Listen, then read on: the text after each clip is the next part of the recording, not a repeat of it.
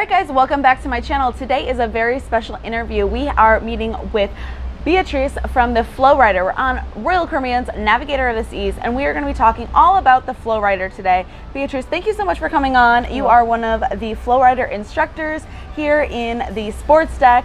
My gosh, the FlowRider is so much fun. There's so many fun things we can do with it. Why don't you tell us a little bit about yourself? You are an instructor who can teach us how to become experts on surfing. Exactly. So I work on the FlowRider. What we do basically during open sessions, we're here to help the guests, make sure they're safe and they're enjoying the activity.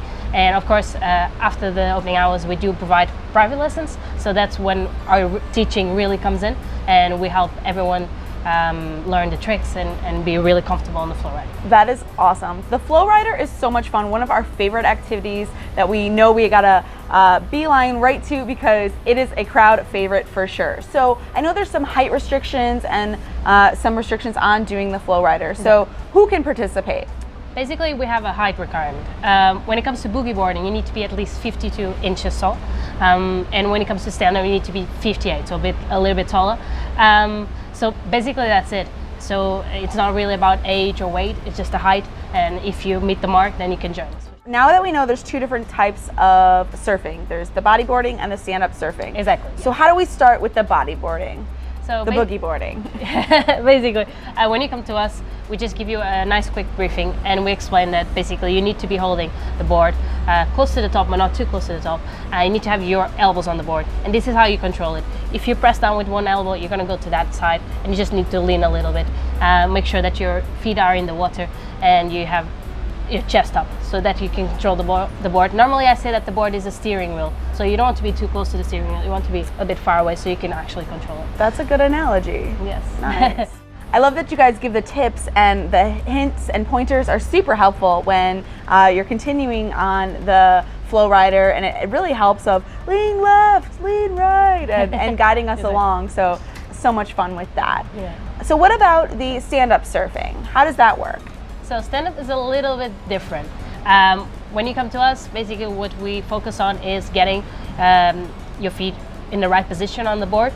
So you want your feet to be more or less in the middle, not too far forward. And the main thing is you need to put your weight on the back leg, okay? So you lift the tip of the board, and that way you can stay on the weight, okay? Also, you need to have your shoulders and your hips facing the instructor that is loading you in. That helps a lot. If you start moving about, your board is going to go with you, and that makes it harder to control. I see. When you start, you can either like hold hands with the instructor and they kind of glide you out into it. So really helping you to get your footing. And I haven't tried stand-up boarding yet, so it looks like I'll have to try that afterwards. So for a beginner, would you suggest which one first to try? I would say boogie boarding, because you're on your stomach. And especially for people that don't have really good balance, it just helps you get used to the wave, how it works, how it feels when you wipe out and everything. So I would say start with boogie, and then if you feel like you like it and it's for you, then come for stand-up and we'll help you as well. So what other tips can you give us for when we first try the FlowRider? So of course safety is our main concern. What we suggest is that when you wipe out, you cover your head, put your hands behind your head. Also try and touch the back wall with your feet first. That way you just protect yourself a little bit. And of course we have also white lines on the sides, and that gives you an idea where you should step or where you should not step, of course. So basically when you're doing stand-up surfing, you always say stay on this side of the line so that you're not actually stepping on the wave that is, pushing you up basically. I see. So that's one of the concerns. And of course, just basic stuff, no jewelry, nothing that can get tangled around your neck. So these things just help you have a better experience for sure. Perfect. Yes, I learned that the hard way. I had to take off all my jewelry when I went before and forgot to take it off ahead of time. Yeah. So you mentioned the private lessons. That sounds really interesting. So let's dive a little bit into that. So how do you sign up for a private lesson? Well, you can do it before you actually come on board. You can? Yeah, you can do it online. Wonderful. Pre-cruise.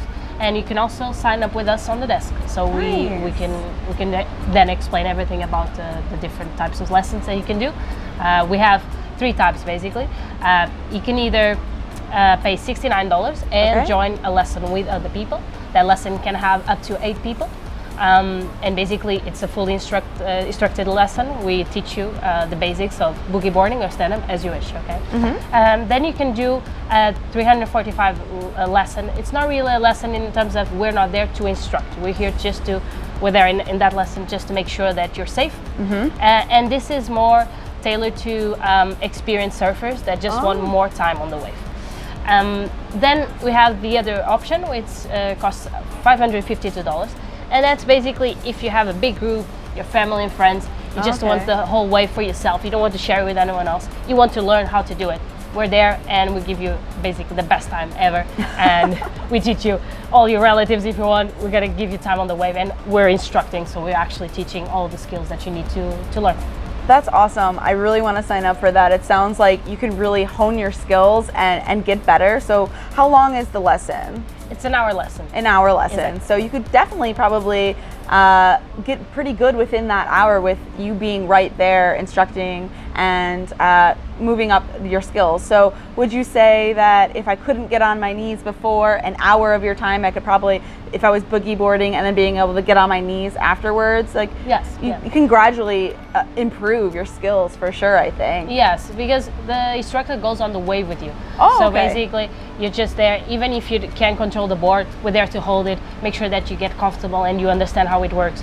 When it comes to stand-up, most of our riders, whenever they finish the lesson, they can load themselves in after that. And that means that during the open sessions, they can join the advanced surfing slots that we have.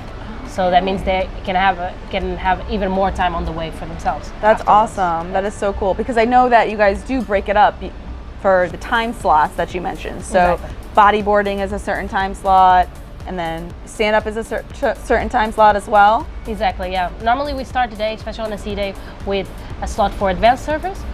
So just to give them a little bit of time in the morning, and then we move on to stand-up surfing for everyone. And then around 12 o'clock we switch to boogie boarding. That normally lasts until 5 o'clock. So right in the middle of the day, boogie boarding for everyone, and then we go back to stand-up just for the evening, because stand-up is more catered to adults. So we found that in the morning, in the evening, that's the time they want to ride. So we're just helping them out in that. That's perfect. This is so helpful for anyone who wants to know a little bit more about the FlowRider, what to expect. So thank you so much You're for letting us know into being a FlowRider instructor and how we can improve our flow riding skills. So thank you so much for your time explaining all of this to us. And thank you so much, guys, for watching the video. If you guys enjoyed it, please do give it a big thumbs up. Leave us your comments about the FlowRider down in the comments below. And until next time, ciao for now. Bye, guys.